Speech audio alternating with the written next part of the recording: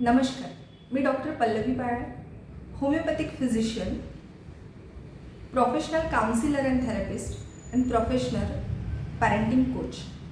आज ज्या विषयावर आपण बोलणार आहोत तो म्हणजे प्रोफेशनल पॅरेंटिंग. प्रोफेशनल पॅरेंटिंग हा विषय म्हटलं की समाजाच्या विविध स्तरांमधून विविध प्रतिक्रिया उमटतात. जसं की नव्याने होऊन घातलेले पॅरेंट, कुतूहलाने भुवया उंचावतात, तर टीनेजर पॅरेंट्स ज्यांना कुठेतरी हायसं वाटतं की चला आपल्या प्रॉब्लेम्सवर काहीतरी सोल्युशन इथे मिळू शकतं. काही ओल्ड एज पॅरेंट्स ज्यांची स्वतःची मुलं पालक अवस्थेतून जात आहेत. त्यांचं एक म्हणणं असतं की आम्हाला नाही का बुवा 3-3, 4-4 मुलं झाली, आम्हाला कधी प्रोफेशनल पॅरेंटिंगच्या मदतीची गरज नाही पडली. मग ही मदत घेण्याची गरज नेमकी आजच का निर्माण झाली आहे? याला काही कारणं आहेत. जसं की विभक्त कुटुंब पद्धती, नोकरी किंवा व्यवसायामुळे होणारं मायग्रेशन, फॉरेन कल्चरचा वाढता प्रभाव, ह्यामुळे कुटुंब छोटी होत चालली आहेत. आधी एकत्र कुटुंब व्यवस्थेमध्ये जी काही रोल मॉडेल्स मुलं वाढवताना अवेलेबल असायची ती आता नाही आहेत. मग प्रोफेशनल पॅरेंटिंग किंवा प्रोफेशनल पॅरेंटिंग कोच तुम्हाला कुठे आणि कशा प्रकारे मदत करू शकतात हे आज आपण बघूयात. प्रोफेशनल पॅरेंटिंग तुम्हाला मुलं वाढवण्यासाठी रिक्वायर्ड असणारा स्ट्रक्चर आणि इन्फॉर्म ॲप्रोच देतात. मग प्रोफेशनल पॅरेंटिंग म्हणजे पालकांना रोबोट बनवणं आहे का? प्रोफेशनल पॅरेंटिंग म्हणजे पालकांना मेंटल हेल्थ एक्सपर्ट बनवणं आहे का? तर नाही. झपाट्याने बदलणाऱ्या जगात मुलांना वाढवताना जे काही चॅलेंजेस येतात ते फेस करताना लागणारं ज्ञान, ते सॉल्व करण्यासाठी लागणारं कौशल्य, हे पॅरेंटिंग कोच तुम्हाला काही टूल्सच्या फॉर्ममध्ये देतात.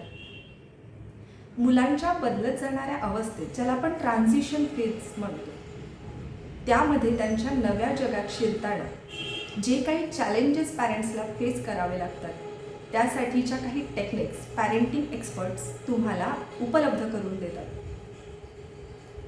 असे काही फॅक्टर्स आहेत ज्यामध्ये तुम्ही पॅरेंटिंग एक्सपर्ट्सची, पॅरेंटिंग कोचची किंवा प्रोफेशनल पॅरेंटिंगची मदत घेऊ शकता. जसं की सामाजिक गतिशीलता. समाज झपाट्याने बदलत चालला, टेक्नॉलॉजीचा वापर भयंकर पद्धतीने वाढतो. कॉम्पिटिशनच्या जगात आजूबाजूच्या वातावरणाचं किंवा सोबत असणाऱ्या मुलांचं प्रेशर, ज्याला आपण पियर प्रेशर म्हणतो, ह्याला मुलांना सामोरं जावं लागतं. मग त्यांच्या ह्या जगात आपण नेमकं शिरायचं कसं, त्यांच्याशी जुळवून घ्यायचं कसं, ह्यासाठी ज्या काही टेक्निक्स तुम्हाला लागणार आहे त्या तुम्हाला प्रोफेशनल पॅरेंटिंग प्रोव्हाइड करतं. दुसरं म्हणजे मेंटल हेल्थ अवेअरनेस. काळजी, चिंता, ताणतणाव, डिप्रेशन ह्या समस्या मुलांमध्ये अकाली दिसून येतात. ह्या जर पॅरेंट्स नेमक्या वेळी ॲड्रेस करू शकले तर मुलांना हवी असणारी आणि नेमकी मदत आपण वेळेत त्यांना करू शकतो.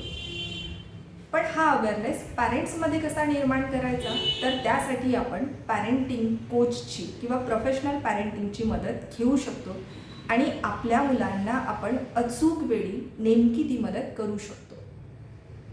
तिसरं म्हणजे इफेक्टिव्ह कम्युनिकेशन, परिणामकारक संवाद.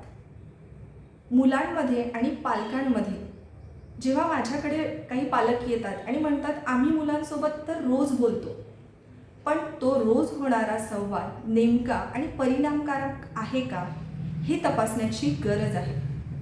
कारण तो जर तसा नसेल, तो संवाद पाहिजे तसा होत नसेल, तर मुलांमध्ये आणि पालकांमध्ये एक दरी निर्माण व्हायला सुरुवात होते.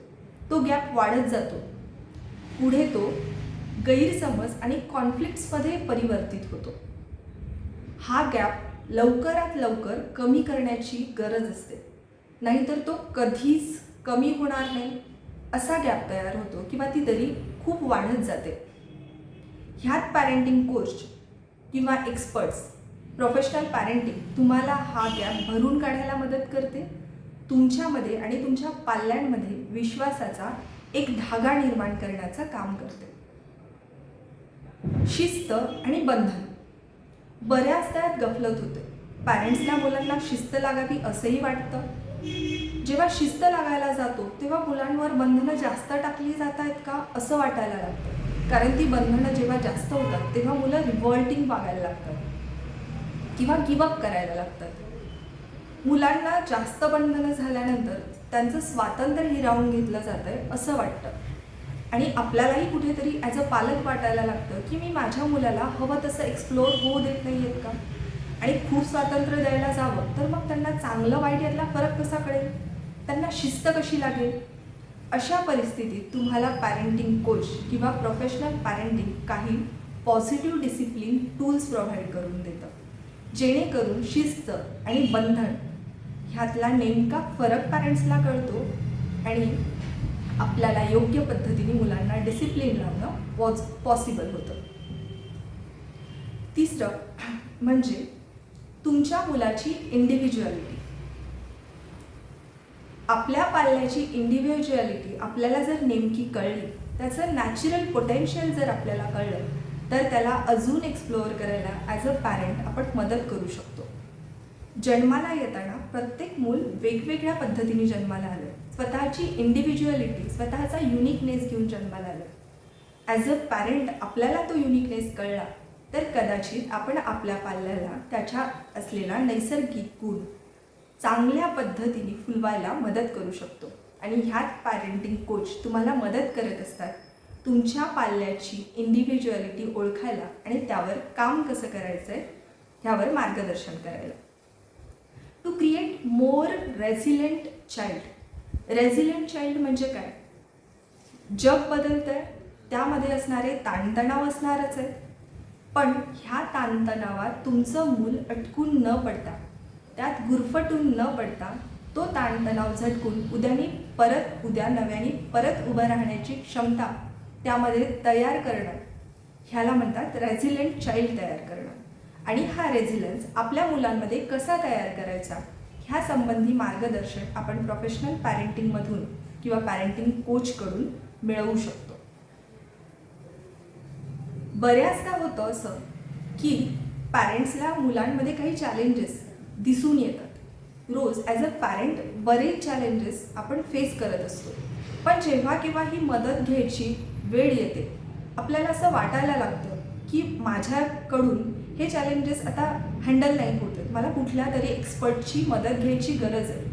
पण पॅरेंट्स थांबून जातात की जर ही मदत घ्यायला मी बाहेर पडले, माझं चाइल्ड काहीतरी चॅलेंजेस फेस करतं आहे हे मी तिसऱ्या कुणाला सांगितलं तर माझ्या मुलाकडे बघण्याचा दृष्टिकोन लोकांचा बदलेल का. अशा वेळी ॲज अ पॅरेंट थांबा. ही मदत घेणं चुकीचं नाही आहे, कारण ही मदतच तुमच्या मुलाला आत्मविश्वासाने परिपूर्ण, एक जबाबदार व्यक्ती, एक रेझिलियंट चाइल्ड, एक होलिस्टिक इंडिव्हिज्युअलिटी व्हायला मदत करणार आहे. म्हणून प्रोफेशनल पॅरेंटिंगमध्ये इन्व्हेस्ट करा आणि तुमच्या पाल्याच्या ब्राईट फ्युचरकडे जाऊयात.